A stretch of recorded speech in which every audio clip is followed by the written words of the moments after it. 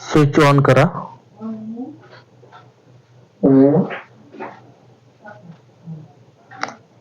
Left साइडला पूर्ण lock करून घ्या. ओके, लॉक झाली. ओके, 1.5 राउंड वापस फिरवा. हाफ, 1, 1.5.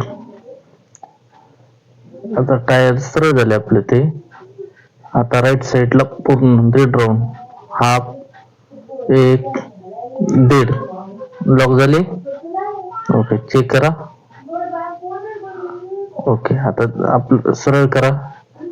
हाफ, 1, 1.5. आता टायर टोटल सरळ झाली. ओके.